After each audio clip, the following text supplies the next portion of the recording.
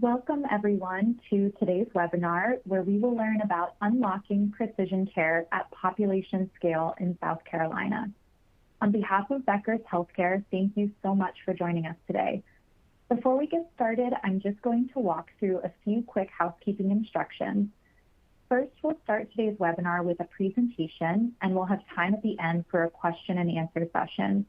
You can submit any questions that you have throughout the webinar by typing them into the Q&A box that you see on your screen. Today's session is being recorded and will be available after the event. You can use the same link that you used to log into today's webinar to access the recording. If at any time you don't see your slides moving forward, or if you have trouble with the audio, just try refreshing your browser. You can also submit any technical questions into the Q&A box, and we'll be sure to help you out.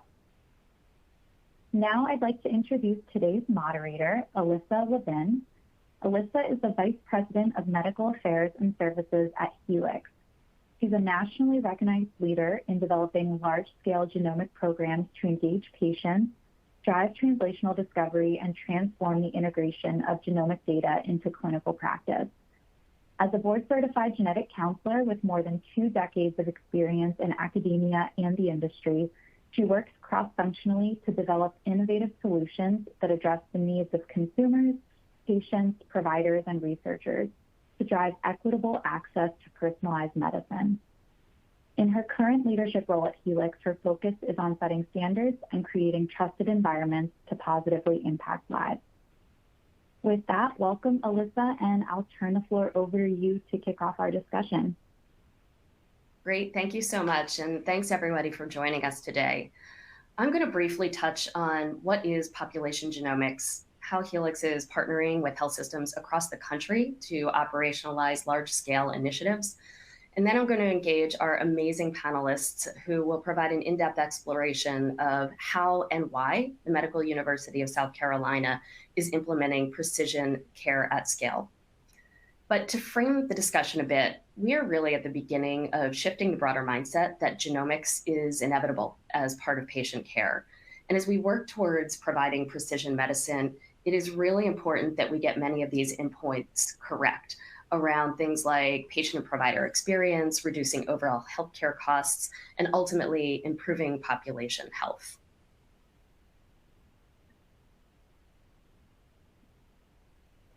So a little bit of an overview of how we think about population genomics.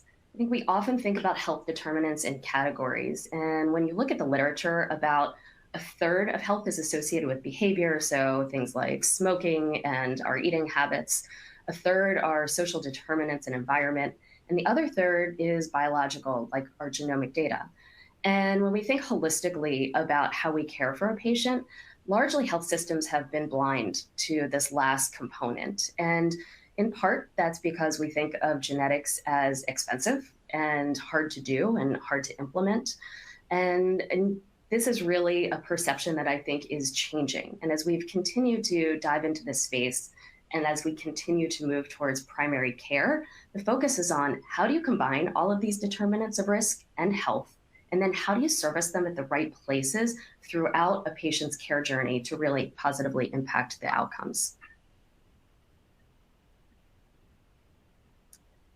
Genomics is traditionally kind of narrowly focused. And when we think about it, it's traditionally been focused at the individual level, highly targeted use cases, very often in a single service line like oncology. And as a result, the vast majority of people simply are not benefiting from insights about their genome. And when we think about our genetic data, it is the one biological data set that simply doesn't change over time, which really can be a powerful tool. So if you can generate a high quality data set, it can be used over and over again as a digital query over time, removing the need for additional logistics and especially additional chemistry and time to results. So at Helix, we're helping to shift this landscape towards a population approach where we're able to generate an individual's genomic data one time, and then we enable the reuse of that data clinically as indicated over the course of a patient's life cycle. And I have to say, as somebody who's been in this field for over 2 decades, This is the part that really excites me most, especially when we consider the value of enabling real-time results and the power that this can bring to the promise of precision care. But in addition to the clinical applications, this process also generates a research backbone and a clinicogenomic data set that allows for ongoing translational discovery. So this is a fundamental part of the strategic direction of any healthcare system thinking about implementing population genomics and precision medicine and how to leverage that data asset, which we'll get into in much more depth in a moment.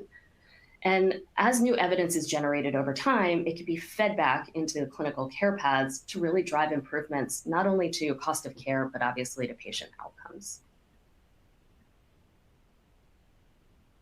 One thing we hear a lot is genomics can be overwhelming. So when we established this program protocol, we really explored what results are going to be most appropriate and actionable for patients, and what is going to have the greatest or most seamless impact on clinical workflows. We offer the CDC Tier 1 panel. This composes of hereditary breast ovarian cancer syndrome. Many people know that as BRCA1 and BRCA2. Lynch syndrome, hereditary colorectal cancer syndrome, as well as familial hypercholesterolemia. And all of these are accepted as highly penetrant conditions. They're broadly under-ascertained in our current medical model. And they all have guidelines-based risk-reducing care management, which I think is absolutely critical so that physicians know what to do with this information. So then the question really becomes, does providing this information and these results at the population level really matter? We evaluated the first 30,000 patients from work we did with Renown Health in their Healthy Nevada Project program. And we found that 1 in 75 individuals had pathogenic variants associated with one of these conditions. 90% of them had actually been missed through typical clinical risk assessment. And then when we dug a little bit deeper, over 80% of them did not appear to have evidence of these conditions in their family history. And this is something that I find amazing as somebody who's been working in clinical genetics for decades, because we've always relied on family history as really the benchmark for how to understand and ascertain individuals at risk. And we're finding that that simply is ineffective. And then finally, unfortunately, over 20% of people in this study were found also to already have advanced disease for one of these conditions. So I think this really helps to paint the picture that there is power that genomics can really lend at the population level, at the general population level, to improve individual patient health. So next is, well, how do we do this? Excuse me. Helix approaches this sort of in 3 main segments. We run one of the largest sequencing facilities in the country where we generate the genomic data. We then partner with the health system to make it available in ways that are easy to adopt by providers, many of whom, if not most of whom, really don't have any extensive training in genomics. And this allows them to leverage genomic insights for more informed patient care. And then lastly, we drive analytics to improve the operations of the system and to maximize the value of the data asset that has been invested in. So to get a little bit more granular about how this works, Helix has enabled an end-to-end approach where all of the pieces come together to make the whole more valuable. This begins with digital self-guided enrollment and consent, integration into the EHR and clinical workflows, sample acquisition, sequencing, and then return of results back into the EHR, which is a really critical workflow component so that if we can streamline downstream management and then again, enable that digital reuse of the genomic data set over time.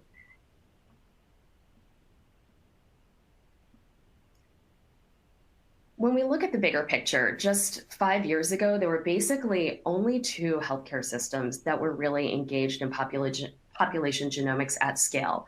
And it was Geisinger in the East and Renown in the West.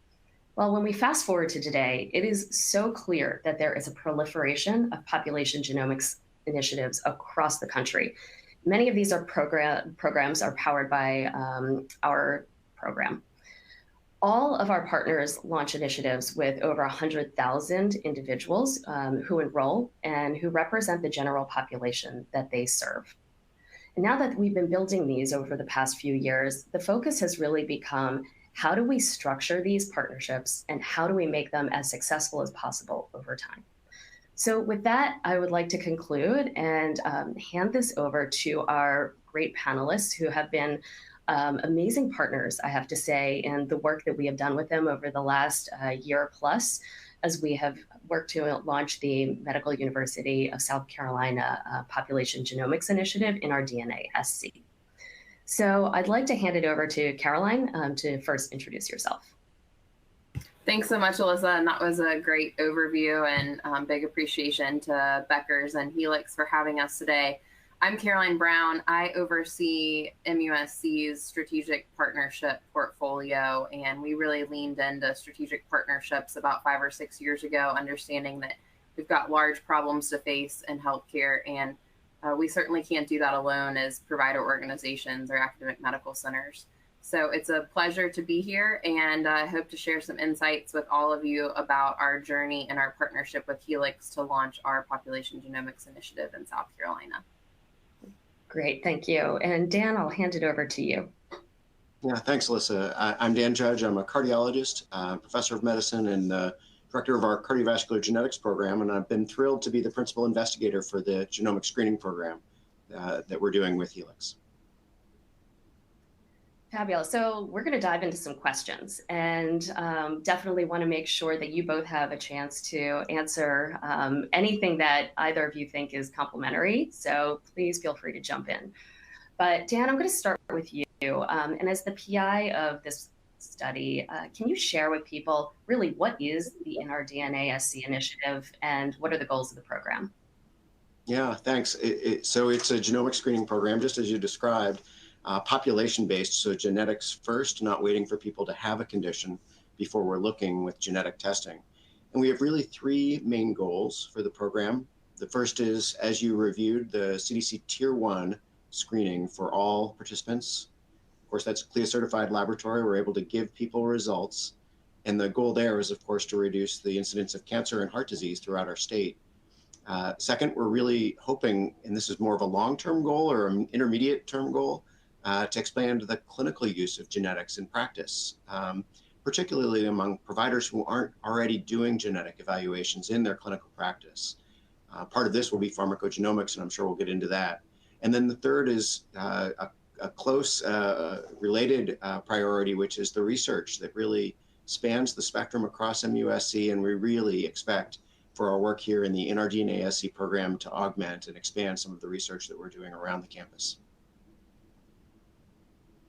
That's great, thank you. And Caroline, I'd love to hear about what led MUSC to basically decide to undertake population genomics, and how did you really think about the different models that you could have taken before you chose this path? Yeah, it's a great question, Alyssa, and I imagine there are a lot of audience members today who may be at various points in their precision medicine journey as an organization. So hopefully this provides a little bit of background on how we were thinking about things at MUSC. You know, we had a senior leadership team who determined that precision medicine needed to be a priority. As stated earlier, it's inevitable, it's coming. It's just a matter of when we're going to adopt and implement as a health system. You know, we're the state's only academic medical center in South Carolina, so we also have this push and this responsibility to really lean into bringing new technology and population-based programs to the state. It's no surprise to anyone that from a health outcomes perspective and a health disparities and equity perspective that South Carolina is not in the top of the list among our peer states. And so we knew that we had to do something different. And so in our quest to think more about preventative health, getting further upstream and helping empower patients with information about their health that can change outcomes over time, we felt like it was really aligned with where our organization was headed from a mission perspective.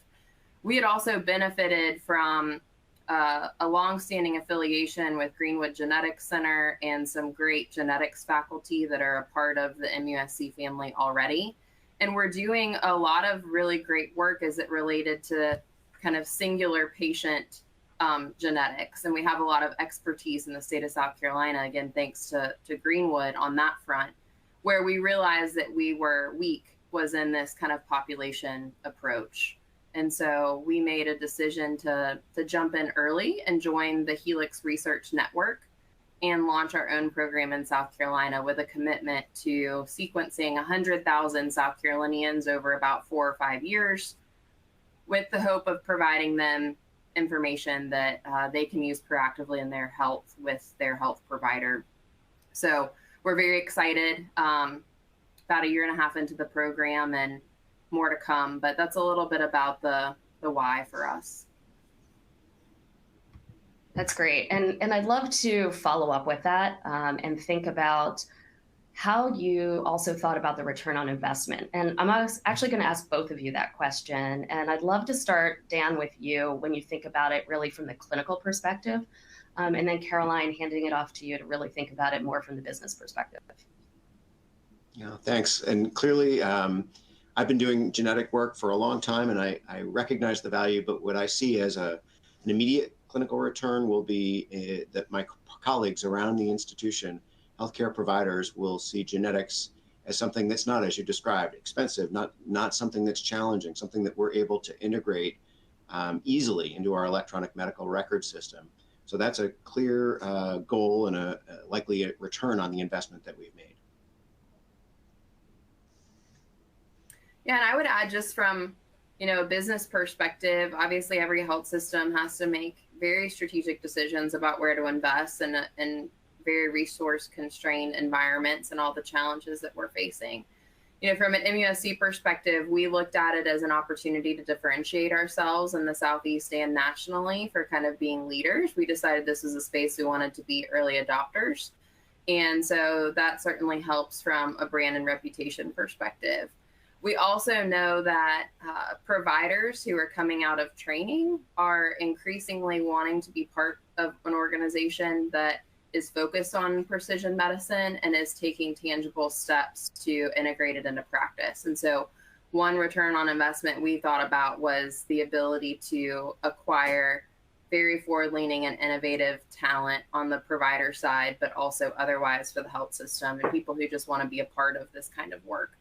And then, of course, there's all the tangible, patient revenue and new patient acquisition components. Obviously, if you can provide genetic testing to patients at no cost to them, and you haven't previously had an interaction with them, or they're not a patient already within your system, it does create a relationship that we're looking to build to bring new patients into our system.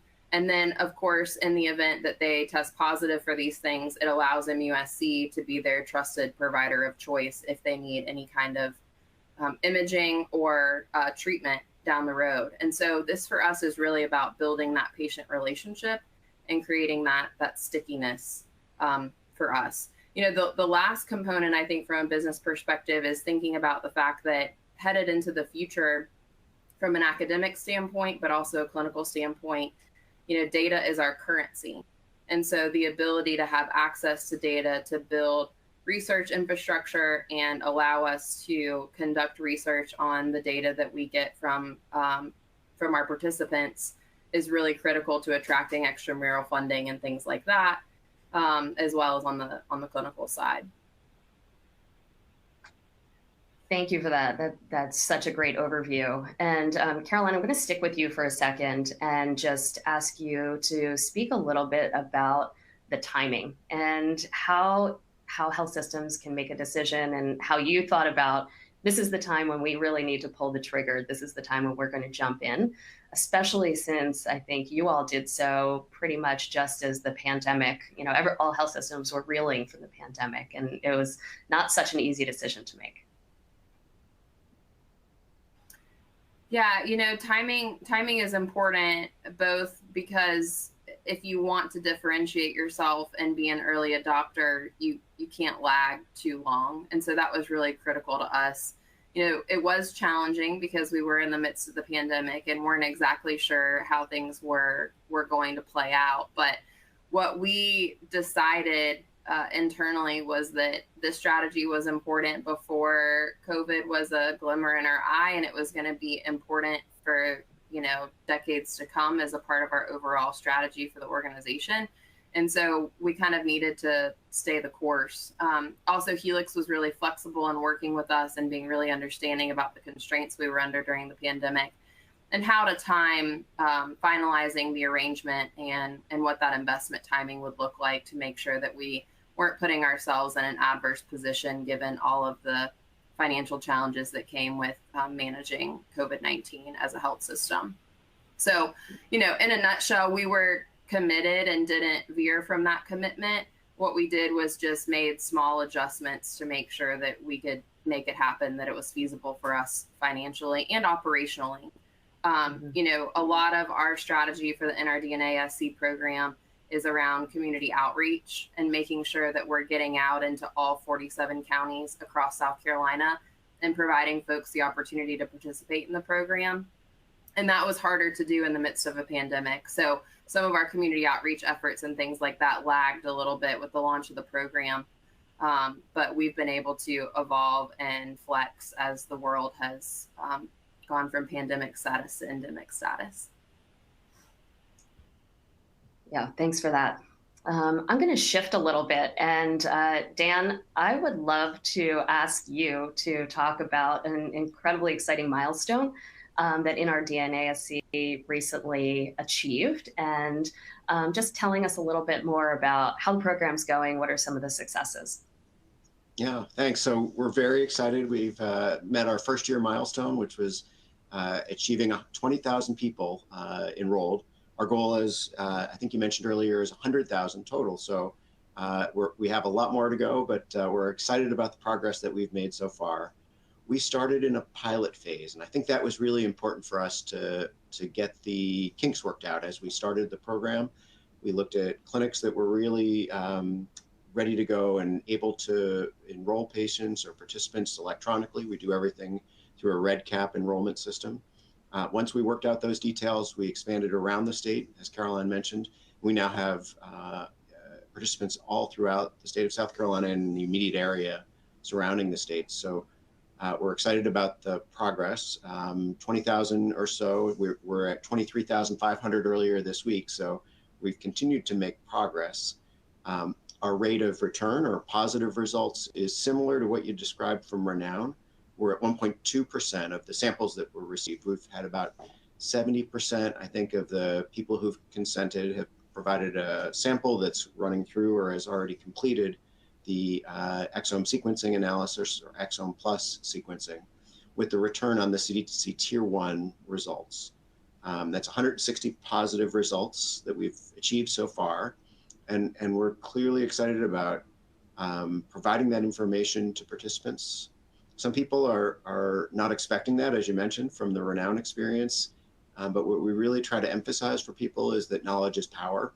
Understanding in advance before you develop breast cancer, colon cancer, or cardiovascular disease, that you have a genetic tendency to those conditions and that we can be proactive about that genetic tendency to start therapies or earlier screening to lower the incidence of those conditions. That's great. And if I could just stay with you for a moment and build on thinking about, well, what is that critical next step, which is physician engagement and making sure we have some continuity to make sure that patients get into the right clinical care paths, because identifying these types of positive variants, but then not having follow through doesn't benefit the patient and certainly doesn't benefit the system. So can you speak a little bit to how MUSC has thought about physician engagement and even some of the conversations that we all continue to have about how to expand that? Yeah, thanks, Alyssa. That's such a critical point. And when I talk to colleagues and describe all of this, they're sometimes a little surprised or worried, right, that they're going to get stuck with this responsibility. And if they're an orthopedic surgeon and they're given a result for a BRCA pathogenic variant, they don't want to deal with that, and we don't want them to. So we've really made it as seamless as possible for clinicians throughout our system. We've automated the order so that there's not a name of a person who's not involved with the study who's on that order as it goes through our system. It's my name, actually, that goes through on all of them. And when we get those results, we provide negative results to people electronically. That's easy, and that's what most people are expecting. For positive results, though, it's clearly important for us to provide genetic counseling. So we've committed to providing genetic counseling for all participants with a positive result on the CDC Tier 1 portion of our program. We reach out to them, we call them. That's a research coordinator specifically who calls them with a script. Here's what your results are and what they mean. And then they arrange for a virtual appointment so they don't have to drive in to Charleston or wherever they're coming from. And they hear more about exactly what those results mean, what's the risk for family members, and what are the next steps? What are the options, not just at MUSC, but in relation to our partners, and making sure that we're able to follow through on those results and not just provide it for information or put it back into the hands of their primary care physician who may not be ready to deal with those results. So hopefully we're making it as easy as possible and beneficial for our participants. Yeah, and I'll just add one thing there, which is from the Helix perspective, it's, the genetic counseling bridge is so important as we then are able to make referrals to get patients into the right care. But we also recognize that not every health system has genetic counselors or has a sufficient number of genetic counselors. So we do try to work to balance how we bring in additional third-party resources or otherwise to make sure that those are a seamless component of these programs, whether or not those are kind of full-time employees within a health system. So Caroline, I want to move to you, and you've already very much kind of touched on the need to build a representation, of South Carolina within this program. And so I'd love it if you could expand a little more deeply on the specific goals around engaging diverse populations, historically underserved populations, and how you've been approaching this.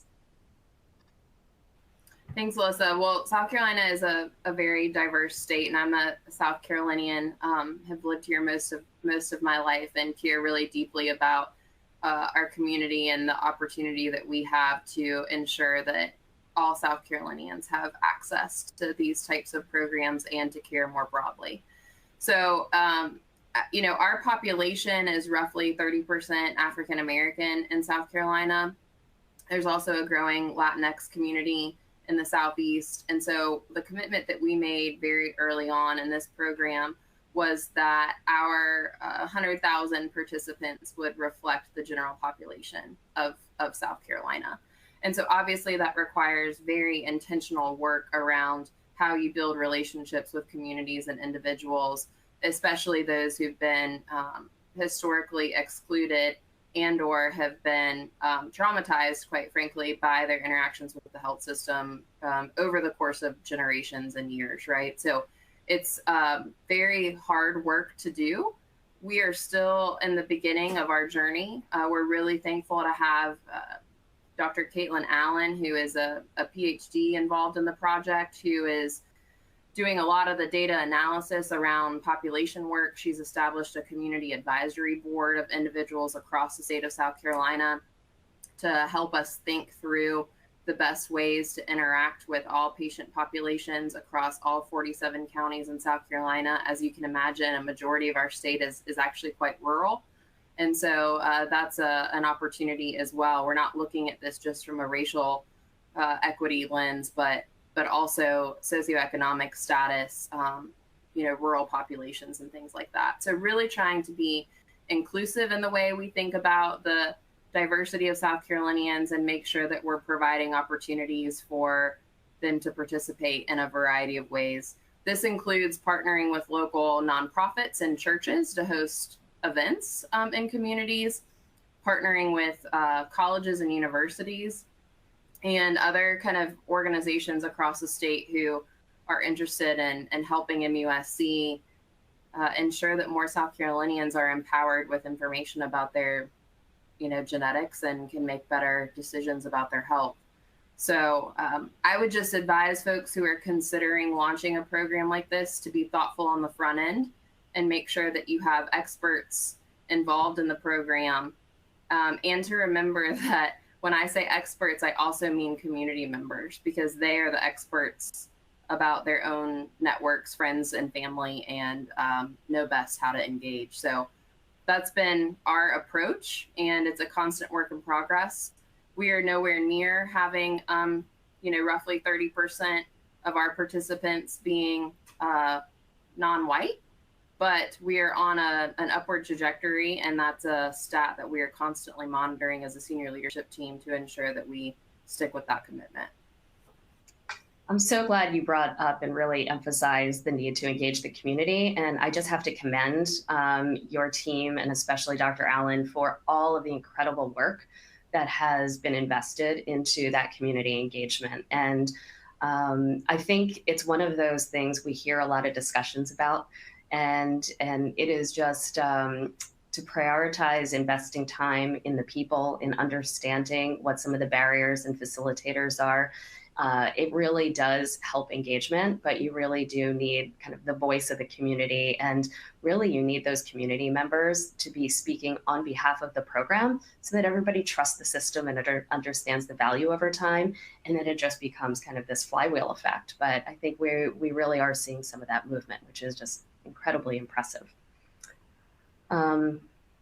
So Dan, if I could move back to you, I know I want to shift to thinking about, we've talked about some of the clinical benefit, but obviously there's an entire research component to this as well. And I know you have extensive experience in clinical research. So what do you think is unique about this program and what it can enable for the healthcare system and your colleagues more broadly? Yeah, and it gets back to one of the founding principles that you described earlier, Alyssa, the idea that sequence once and query often, right? So we're not storing biosamples. We're not trying to thaw out DNA and sequence it again or sequence another gene.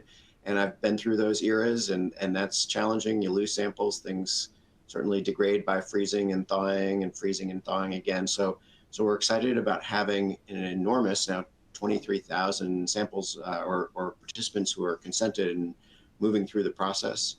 And as that expands on the clinical side and on the research side, the opportunities are incredibly exciting for us. The research groups span the spectrum from traditional ideas of here's a group of patients with an interesting phenotype or a common phenotype like aortic aneurysm where we don't find a genetic reason for that, and trying to find with more sequence analysis, what are those responsible factors for their condition? Maybe a third of it, maybe more, depending on the condition. You mentioned some of the work that we're doing with the community and the Community Advisory Board, and understanding what are the barriers to participation, what's the uptake of genetic counseling, and how is our program being experienced and felt and perceived in our communities around the state. So a lot of types of different research, from the very basic to the more ELSI aspects of genetics and genomic screening. All of those are under our umbrella in this program, and we're excited about it. And Caroline, if I could shift to you and just sort of ask you to follow on to that. And from a business perspective, when you think about the research component and opportunities that brings to the health system, sort of where does your mind go? Yeah, it's a great question, Alyssa. The double AMC has kind of a graphic that they call the virtuous cycle of academic medical centers. And obviously this is a unique lens, and I realize our entire audience is not in the AMC community, but bear with me a minute while I talk about that kind of unique perspective. I mean, AMCs are unique. If you've seen one, you've seen one. But what we do have in common is that our clinical revenue and our success in generating clinical revenue determines how much and where we can invest in our research infrastructure, because it still costs a lot of money to conduct research, even with all these great extramural research funders, of course, that exist. So the more we are successful from a clinical perspective, the more we can invest in our research mission, and the more that increases our reputation and differentiation for providing high quality, innovative, cutting edge care. And of course, that in turn leads to more clinical success. And so when we think about that kind of interdependency between our academic mission and our clinical mission, you can see why we feel like it's really important to invest in areas that are going to allow us to be at the forefront from a research perspective, and how that can drive clinical revenue and then therefore reinvest back into research infrastructure. So that virtuous cycle is really important to us when we think about these things. The other piece of this is something I alluded to earlier around, data kind of being the currency of the future. And so we've really thought long and hard about how important it is to build robust, clean data sets that are going to allow us to position ourselves for partnerships with life science companies and industry headed into the future as this data becomes more valuable and interesting to the private sector as well. That's great. And I don't want to jump ahead, but I know there have been a few questions in the audience just about, well, what is the investment and the cost to the patient? And so maybe you can think about how, I don't think I touched on this earlier, but from a cost perspective, how engaging patients in these programs, what is the cost and what do we see as some of the downstream opportunities from a health system and a payer perspective? Sure. You want me to take that now? Sure. Sorry. Okay. So, I mean, a couple things. We provide the screening to participants at no cost to them. So there's no cost to the patient, no bill is dropped, no investment is required on their part. This is a research study that Dr. Judge is the principal investigator for. The IRB is intimately involved. So we've stuck to, of course, all of those guiding principles as a part of this program. MUSC, as I mentioned, felt like it was worth making the investment and providing this kind of testing to 100,000 South Carolinians for all the aforementioned reasons that I won't rehash. I think from our perspective, we spent a lot of time with the Helix team, our CFO, our finance folks, making sure that the pro forma we put together for the program would include enough ROI to justify our investment. And we also were very adamant in our relationship with Helix to ensure that the relationship was shared risk and shared reward. In other words, this is not a traditional transactional vendor relationship where we pay Helix for the sequencing and the rest is kind of on MUSC. It's a very integrated joint relationship where both Helix and MUSC have skin in the game financially as it relates to operational KPIs and other components of the program. And so that got us to a point where we felt comfortable making the investment, knowing that Helix and MUSC were in the same boat rowing together and that we were both incentivized to ensure that the program was successful, but also cost effective and delivered the return on investment that MUSC expected. So all of those things kind of culminated in us deciding that it was the right investment for us at the right time with the right level of shared risk and reward. That's great. Thank you. I think I'm going to move to some audience questions more formally. So I've been going through some of these, and I think a couple have touched on just sort of a little bit more about how does this work, and so maybe I can chime in with some clarity, which is, Helix really sees ourselves as a partner. I think there are lots of different vendor relationships out there, but we really look at this as a long-term partnership and investment on both sides. And in part, that means that when we are launching these types of initiatives with a health system, we have a team that is absolutely dedicated to what that launch process is. So as has been mentioned before, this is an IRB approved protocol. So we have very standard operating procedures, guidance, scripting for all involved, training programs, as well as essentially playbooks for how we do things like clinical workflow integrations and digital integrations. And so there is a lot of that end-to-end process that I had touched on earlier, that we really have created a bit of a blueprint, but then we really have to work with the key stakeholders within each health system in order to make sure that we're understanding what are the capabilities, what are the needs, closing any gaps and making it as seamless as possible. So I'd also like, Dan, maybe to hand it to you if you have any comments on that, because I know that our teams really work hand in hand every week to make sure that this goes as seamlessly as possible. Yeah, and thanks, Alyssa. We wouldn't be able to do this on our own, that's for sure. And I think we're in constant communication with your group from systems, questions, how do we do something with our IRB? We're using a central IRB that You guys have helped to streamline for not only our site, but other sites.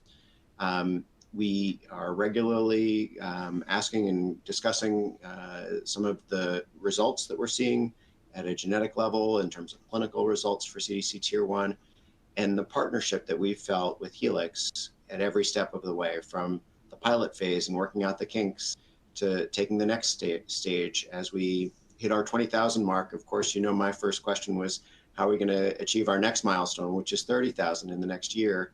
And it's been really reassuring to hear from our colleagues at Helix that we've done this before. We know exactly what we're doing. We'll help navigate that process and help you as you navigate your own South Carolina area, which is new for Helix, but that's where our strengths are. So I think the partnership together, working with Helix and bringing our own resources from MUSC in Charleston and around the state to bear on this project has been really successful so far, and I expect it will continue. Yeah, that's great. And your team has been fantastic to work with, so appreciate that all around. I think one of the areas that we haven't spent much time talking about is thinking about clinical use and clinical reuse. So not just what falls under the program umbrella, but when we look at the landscape of all of the different potential clinical uses of genomic data throughout a patient's care journey, what does that look like? And I know pharmacogenetics is a hot topic and very front of mind.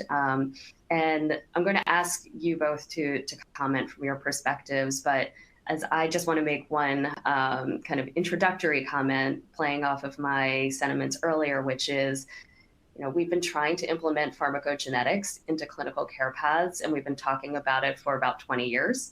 And we haven't seen it realized. And I think that there is immense opportunity, especially when you think about this across service lines at different points in a patient's care, where having that digital query where you can surface a pharmacogenetic input during the course of a patient encounter is going to really shift the landscape in terms of the utility and the value seen by both providers and by patients. So Dan, I don't know if you want to briefly touch on that, and Caroline, if you have anything to add after, please feel free. I'm certainly aware of the challenges on a clinical side. If you've got someone in the cath lab who needs a stent and you're trying to decide, is clopidogrel the right drug for them?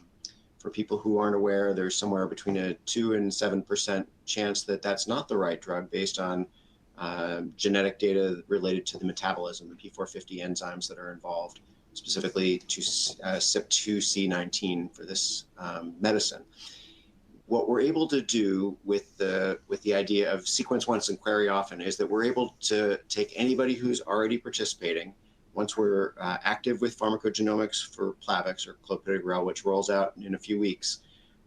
If they're in the cath lab and they need a stent and their sequence is there, we just go back and look at it. It's that easy.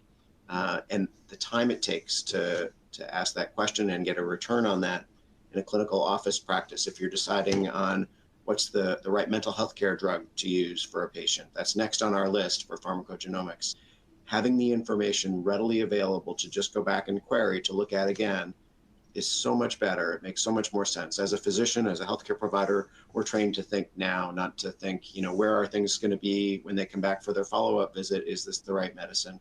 I'd rather know before I prescribe the medicine, is it the right medicine? Not, am I likely to have a bad answer when they come back, or why do they have a side effect when they come back?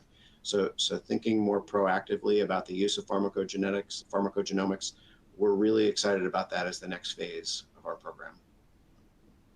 And Caroline, if you have any thoughts on the cost of clinical testing to a health system and how some of what we're working towards in enabling the clinical reuse of this data, how that impacts really from a cost and a business perspective.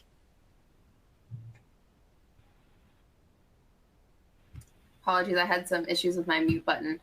Yes, I think healthcare in general, we have a reputation sometimes for over testing, being a little bit wasteful with resources, things like that. So I think this test once, query often opportunity is huge. And I think patients appreciate it. So for us, any opportunity that we have to streamline costs of testing that impacts system costs, but also the cost burden on patients is a really interesting one for us. We want to lean into pharmacogenomics from an immunosci perspective. We're already doing some work in the perioperative and anesthesia space, as well as in the mental health space. And of course, we're exploring this clopidogrel opportunity. So I only see this becoming more and more mainstream and standard of care over time, and a huge component of our precision health strategy. Thank you. And I think just to expand on that, one of really the overarching sentiments here is genomics is going to be a part of standard of care. We are getting there. We're not there yet. And I think from our perspective, employing these large-scale initiatives at health systems across diverse populations across the country not only generates the data for us to be able to dive in, study, and prove these use cases, but it also really allows us to enable our health system partners to learn from one another. They can learn from one another operationally and from a protocol perspective, as well as from a data perspective. And so I think that's another huge benefit to really how we think about this. Rather than maintaining things in silos, as has been done for too many decades in our field. I think we're really thinking about, how do we make sure that we're enabling, the ecosystem to learn from one another. So I know that we have a lot of different diverse types of questions in the chat. I also really want to be conscious of time, and I'd love to hand it back to each of you just to share any sentiments that you may have about advice for health systems who are thinking about this, whether it's around the right time or the right partnership or any other perspective. So Dan, I would love to start with you on that one. Sure, I'll bring my clinical side to it. And as a cardiologist, one of the things I'm excited about in the last few meetings that I've been to is how genetics is becoming more mainstream in cardiovascular disease. And the change really is industry, meaning pharmacologic therapies or gene replacement technologies that are available, and the ability to use genetics in clinical practice. It's inevitable, as you've said, Alyssa, and I'm so excited that we're able to expand what we're doing, to really accelerate what we're doing, to be leaders in that area. So I guess that's what I'll finish with. That's one of the things I'm most excited about for our program. Yeah, and just maybe two things to add. I do want to kind of follow up, Alyssa, on your mention of the partner network piece, because that has been really critical. Helix organized a partner summit where all the health systems that are engaged in their population genomics programming came together. And that was a really fascinating 2 days where we learned a lot from each other and, are helping kind of lead the way on this work nationally. So it's not easy being one of the first, but when you're surrounded by others who are in the midst of it too, it helps a whole lot. I like to use the analogy of, first-time parents. It can be a real struggle in those early days, but if you have a good support network, then it's really helpful, if nothing else, to vent and share learning. So that's been really critical, I think, as well. The thought that I would leave everyone with is if you know that precision health and population genomics is going to be critical to the practice of medicine in the future, then you've got to kind of figure out what your plan is. Now, not every health system or every organization is going to choose to invest maybe as heavily as we have in this space, but just make sure that you're having these intentional conversations among your leadership teams within your organizations, and are at least making a conscious decision about when and how you envision your provider organization kind of joining this conversation or this movement. And I think as long as you're being intentional about it and thinking through the strategy and the timing and what you can and can't do given your resources or your environment, then you're doing really well, and you're probably ahead of most provider organizations across the country. So just make sure it's on your radar and it's a component of your strategic discussions as an organization. Fabulous.